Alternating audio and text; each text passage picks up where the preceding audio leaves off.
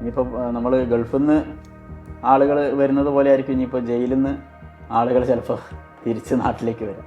ആ ഒരവസ്ഥയിലാണ് ഈ ഒരു വേതന വർധനവ് വന്നിട്ടുള്ളത്. ആശാ വർക്കർമാർ സമരം നടത്തിയത് ഒരു 350 റുപ്യ നമുക്ക് കൂട്ടിത്തരണം എന്ന് പറഞ്ഞു. അത് ചെറിയൊരു വേതന വർധനവ് എങ്കിലും തരണം എന്ന് പറഞ്ഞിട്ടാണ്. ഇനി തൊഴിലുറപ്പുകാർക്ക് 369 രൂപയാണ് കൂലി. അതായത് ഈ പറയുന്ന ജയിൽ പുള്ളികളെക്കാൾ 250 രൂപയോളം കുറവാണ്. സർക്കാർ ഞാൻ മനസ്സിലാക്കുന്നത് ഇന്ത്യയിലെ ഏറ്റവും മികച്ച വേതനം കൊടുക്കുന്ന സംസ്ഥാനമായിട്ട്, ജയിൽ പുള്ളികൾക്ക് വേതനം കൊടുക്കുന്ന സംസ്ഥാനമായിട്ട് കേരളം അറിയപ്പെടണം എന്നായിരിക്കും. അപ്പോൾ നല്ല ഭക്ഷണമാണ് ഇപ്പോൾ ജയിലിലൊക്കെ ഉള്ളത്. ഇപ്പോൾ ഒരു ദിവസം മട്ടൻ ഉണ്ട്, ചിക്കൻ ഉണ്ട്, ഭയങ്കര മെനു ആണ്. ഇനി അതല്ലാത്ത സ്പെഷ്യൽ വിഭവങ്ങൾ കഴിക്കണമെങ്കിൽ ക്യാൻറ്റീനിൽ അവർക്ക് ഒരു 25% ചിലവാക്കണം. ചില സ്ഥലത്തൊക്കെ തുറന്ന ജയിൽ. അപ്പോൾ അവർ ടാപ്പിംഗ് ജോലിക്ക് പോകുന്നവരുണ്ട്, കല്ല് വെട്ടാൻ പോകുന്നവരുണ്ട്. അവർക്ക് ഓണക്കാലത്ത് ഇൻസെൻറ്റീവും കൊടുക്കുന്നതാണ് പറയുന്നത് സർക്കാർ. അതായത് ഒരു 10 വർഷം, ഒരു ജീവപര്യന്തം തടവൊക്കെ വിധിക്കപ്പെട്ട് ഒരു 10 വർഷം ജയിലിൽ കടന്ന അയാൾ ജയിലിൽ നിന്ന് ഇറങ്ങുമ്പോൾ അയാളുടെ സമ്പാദ്യം എന്ന് പറയുന്നത് 22,32,000 രൂപയാണ്.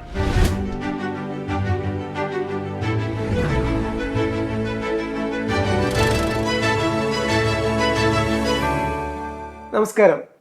കഴിഞ്ഞ ദിവസം നമ്മുടെ കേരള സർക്കാർ ചരിത്രപരമായ ഒരു തീരുമാനമെടുത്തു. നമ്മുടെ സോഷ്യൽ മീഡിയയിലും മുഖ്യധാര മീഡിയാസിലൊക്കെ അത് ഭയങ്കര ചർച്ചയാണ്. എന്താണ് ആ തീരുമാനം? കേരളത്തിൽ ശിക്ഷിക്കപ്പെട്ട് ജയിൽ പുള്ളികളായി കിടക്കുന്ന ആളുകൾക്ക് അവരുടെ തൊഴിൽ ചെയ്യുന്നതിനുള്ള വേതനം കുത്തനെ ഉയർത്തുകയാണ് ചെയ്തത്.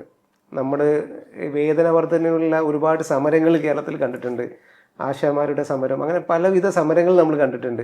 പക്ഷെ ഇവരാരും ഒരു ജയിൽ പുള്ളികൾ എവിടെയെങ്കിലും സമരം ചെയ്തതായിട്ടോ അവരെന്തെങ്കിലും ആവശ്യങ്ങൾ ഉന്നയിച്ചതായിട്ടോ ഒന്നും നമ്മൾ കണ്ടില്ല. പക്ഷേ സർക്കാർ കണ്ടറിഞ്ഞൊരു തീരുമാനം എടുത്തിരിക്കുകയാണ്. എന്താണ് അതിൻ്റെ പിന്നിലെ വസ്തുതകൾ എന്ന് പരിശോധിക്കുകയാണ്. എല്ലാവർക്കും സ്വാഗതം.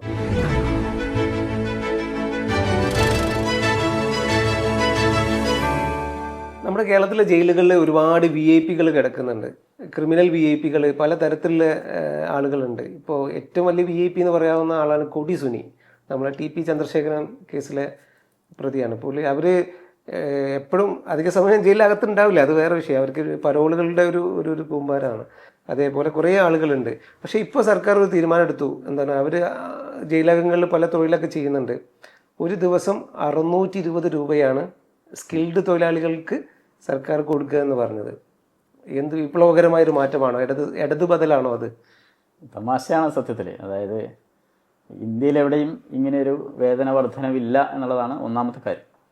രണ്ടാമത് ഇനിയിപ്പോൾ നേരത്തെ പറഞ്ഞ കൊടിസുനിയും കുരുമാണി മനോജ് ഇവരൊക്കെ ഇനി ജയിലിൽ നിന്ന് ഇറങ്ങാൻ ചിലപ്പോൾ താല്പര്യപ്പെടില്ല. കാരണം പുറത്ത് നടക്കുന്നതിനേക്കാൾ സുഖം ജയിലിനകത്തുള്ള സുഖവാസമായിരിക്കുമെന്നാണ് അവർ മനസ്സിലാക്കുന്നത്. കാരണം അത്രത്തോളം ഓഫറുകളാണ് അവർക്ക് കൊടുക്കുന്നത്. ഇനിയിപ്പോൾ നമ്മൾ ഗൾഫിൽ നിന്ന് ആളുകൾ വരുന്നത് പോലെ ആയിരിക്കും ഇനിയിപ്പോൾ ജയിലിൽ നിന്ന് ആളുകൾ ചിലപ്പോൾ തിരിച്ച് നാട്ടിലേക്ക് വരാം. ആ ഒരവസ്ഥയിലാണ് ഈ ഒരു വേതന വർധനവ് വന്നിട്ടുള്ളത്. അതായത് 620 രൂപ മാക്സിമം എന്ന് പറയുമ്പോൾ ജയിൽ വകുപ്പ് ഒരു ശുപാർശ കൊടുത്തിട്ടുണ്ട്. അതായത് വേതന വർധനവിന് വേണ്ടി അത് മാക്സിമം 320, 350 രൂപയാണ്. അതിനൊക്കെ മറികടന്നിട്ടാണ് 10 ഇരട്ടിയൊക്കെ വേതന വർധനവ് വന്നിട്ടുള്ളത്. അപ്പോൾ സ്കിൽഡ് ലേബേഴ്സിന് 620 രൂപയോളം കൊടുക്കാം എന്നുള്ള തീരുമാനം എടുക്കുന്നു. അതുപോലെ തന്നെ ഈ അർദ്ധ വിദഗ്ധ തൊഴിലാളികളുണ്ട്, അവർക്ക് 560 രൂപയോളം കൊടുക്കാമെന്ന് തീരുമാനം എടുക്കുന്നു.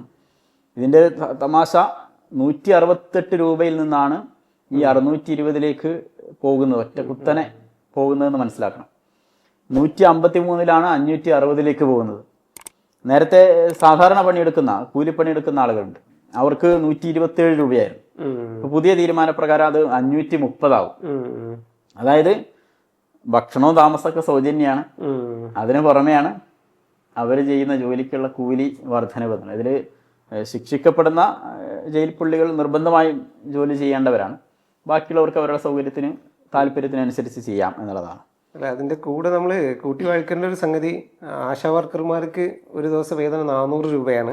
അതെ അതെ. തൊഴിലുറപ്പ് തൊഴിലാളികളുടെ വേതനം 369 രൂപയാണ്. അപ്പോൾ കേരളം മൊത്തം ഇത് ചർച്ച ചെയ്യാണ്. സോഷ്യൽ മീഡിയയിലൊക്കെ ഭയങ്കര ട്രോളാണ്. അത് ചർച്ച ചെയ്യേണ്ട ഒരു വിഷയമാണ്. കാരണം ആശാ വർക്കർമാർ സമരം നടത്തിയത് ഒരു 350 റുപ്യ നമുക്ക് കൂട്ടിത്തരണം എന്ന് പറഞ്ഞു. അത് ചെറിയൊരു വേതന വർധനവ് എങ്കിലും തരണം എന്ന് പറഞ്ഞിട്ടാണ്. അവരുടെ ഒരു വേതനം നമ്മൾ കണക്കാക്കുമ്പോൾ ഇപ്പോൾ 8,000 രൂപ ഓണറേറിയം, പിന്നെ അവരുടെ മറ്റ് ഇൻസെൻറ്റീവുകളൊക്കെ ഒരു മാക്സിമം ഒരു 12,000 റുപ്യ കിട്ടുമെന്ന് വിചാരിക്കുക. അപ്പോഴും ഈ തടവുകാരേക്കാൾ 220 രൂപയോളം അവർക്ക് കുറവാണ്. ഇനി തൊഴിലുറപ്പുകാർക്ക് 369 രൂപയാണ് കൂലി. അതായത് ഈ പറയുന്ന പിന്നെ ജയിൽ പുള്ളികളെക്കാൾ 250 രൂപയോളം കുറവാണ്. അതായത് ഇവർക്ക് ഭക്ഷണവും താമസമൊക്കെ ഈ പൈസയിൽ നിന്ന് ഉണ്ടാക്കണം. അതായത് ഈ പണിയെടുത്ത പൈസയിൽ നിന്ന് ഉണ്ടാക്കണം. ഈ ആശാ വർക്കർമാർക്കും തൊഴിലുറപ്പുകാർക്കൊക്കെ ഭക്ഷണത്തിനും താമസത്തിനൊക്കെ ഉള്ള സൗകര്യം. പക്ഷെ ജയിൽ പുള്ളികൾക്കോ അവർക്ക് ഭക്ഷണവും താമസവും സൗജന്യമാണ്. അതോടൊപ്പം തന്നെ ഭീമമായ സംഖ്യ പണിയെടുത്ത. സർക്കാർ ഇതിന് പറയുന്ന ഒരു റീസൺ എന്താണ്? അവരെന്തെങ്കിലും സ്റ്റഡി നടത്തിയോ? എന്തെങ്കിലും റിപ്പോർട്ട് ഉണ്ടോ? എന്താണ് അല്ല, സർക്കാർ ഞാൻ മനസ്സിലാക്കുന്നത് ഇന്ത്യയിലെ ഏറ്റവും മികച്ച വേതനം കൊടുക്കുന്ന സംസ്ഥാനമായിട്ട്, ജയിൽ പുള്ളികൾക്ക് വേതനം കൊടുക്കുന്ന സംസ്ഥാനമായിട്ട് കേരളം അറിയപ്പെടണം എന്നായിരിക്കും. ഞാൻ മനസ്സിലാക്കുന്നത് ഇപ്പോൾ സർക്കാരൊക്കെ മാറാൻ പോവാണ്. ഇനിയിപ്പോൾ സർക്കാർ മാറിക്കഴിഞ്ഞാൽ എല്ലാവരും കൂടെ കൂട്ടത്തോടെ ജയിലിലേക്ക് പോകേണ്ടി വന്നാൽ പണിയെടുത്ത് അവിടെ അത്യാവശ്യം പൈസയൊക്കെ ഉണ്ടാക്കിയിട്ട് തിരിച്ചു പോകാമെന്നൊരു സേവിങ്സ് ഒക്കെ ഉണ്ടാക്കാം എന്നൊരു വിചാരം ഉണ്ടോയെന്ന് അറിയില്ല. ഇതിൽ നമ്മൾ മനസ്സിലാക്കേണ്ട വേറെ കണക്കുണ്ട്. അതായത് കേരളത്തിൽ ഇപ്പോൾ കയർ തൊഴിലാളികൾക്ക് ഒരു 468 രൂപയാണ് ഒരു മിനിമം കൂലി പറയുന്നത്. അതുപോലെ തന്നെ സെക്യൂരിറ്റിക്കാർ, ഇപ്പോൾ സെക്യൂരിറ്റി ജീവനക്കാരുണ്ട്, അവർക്ക് 538 പെട്രോൾ പമ്പിൽ ജോലി ചെയ്യുന്നവർ 458. അതായത് നമ്മൾ മനസ്സിലാക്കേണ്ട ഇതിന്ന് വേണം അവർക്ക് ഭക്ഷണത്തിനും ഇതിനൊക്കെ പൈസ ഉണ്ടാക്കാനുള്ളത്. വേറെ ദൈനംദിന ചെലവുകൾ കണ്ടെത്തണം. ജയിൽ പുള്ളികളെ കുറിച്ച് പറയുകയാണെങ്കിൽ അവരുടെ ഈ വേതനത്തിൽ നിന്ന് അവർക്ക് കിട്ടുന്ന വരുമാനത്തിൽ 50% അവർക്ക് വീട്ടിലേക്ക് അയക്കാം. അതായത് മാസാമാസം ജയിലിൽ കിടന്നാൽ വീട്ടിലേക്ക് പൈസ അയക്കാം. വീട്ടുകാരിങ്ങോട്ട് വരണ്ട, ഗൾഫിലേക്ക് പോകുന്നത് പോലെ തന്നെയാണ്. ഇനി അവർക്ക് ഇഷ്ടപ്പെട്ട ഭക്ഷണം കഴിക്കണമെങ്കിൽ, അപ്പോൾ നല്ല ഭക്ഷണമാണ് ഇപ്പോൾ ജയിലിലൊക്കെ ഉള്ളത്. ഇപ്പോൾ ഒരു ദിവസം മട്ടൻ ഉണ്ട്, ചിക്കൻ ഉണ്ട്, ഭയങ്കര മെനു ആണ്. ഇനി അതല്ലാത്ത സ്പെഷ്യൽ വിഭവങ്ങൾ കഴിക്കണമെങ്കിൽ ക്യാൻറ്റീനിൽ അവർക്ക് ഒരു 25% ചിലവാക്കാം.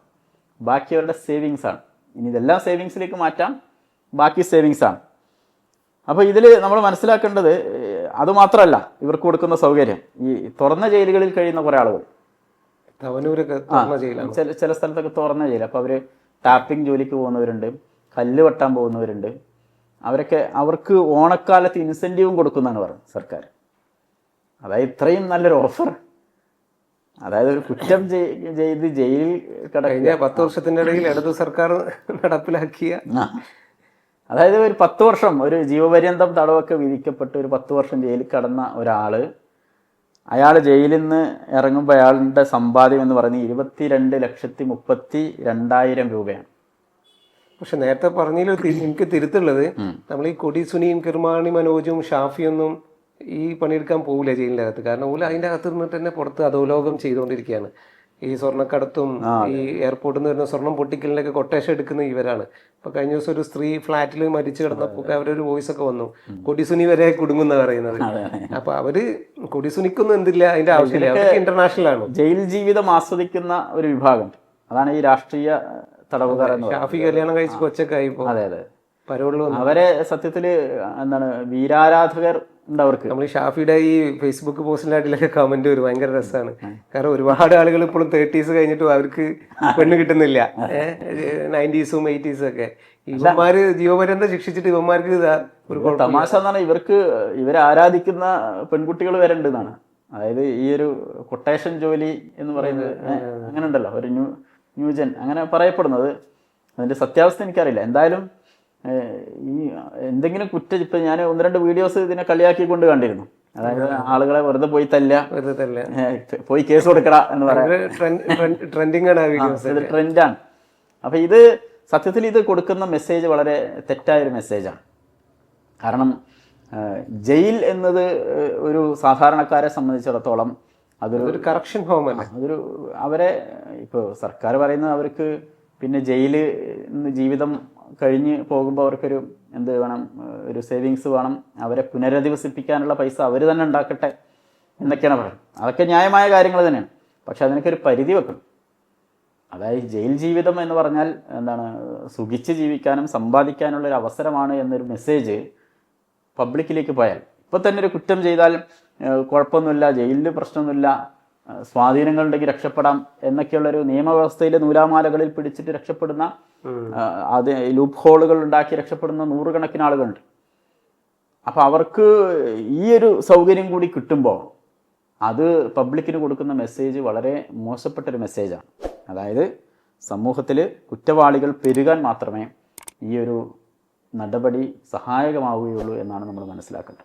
എന്തായാലും സർക്കാർ ഇറങ്ങി പോവുക എന്നുള്ള ഒരു ചിന്ത അവർക്ക് തന്നെ വന്നിട്ടുണ്ട്. അതാണ് ഇപ്പോൾ കുറേ 10 വർഷം ആയ താൽക്കാലിക ജീവനക്കാരൊക്കെ നിയമനം കൊടുക്കാനുള്ള തീരുമാനങ്ങളുണ്ട്. അങ്ങനത്തെ കുറേ തീരുമാനങ്ങൾ എടുത്തു പോവുക, അവർക്ക് ഫെയർ ആയിട്ടുള്ള കുറേ തീരുമാനങ്ങൾ എടുത്തു പോകാണ്. അതിൽ പെട്ടൊരു തീരുമാനം തന്നെയാണ് ഇതെന്ന് മനസ്സിലാക്കാം. Thank you.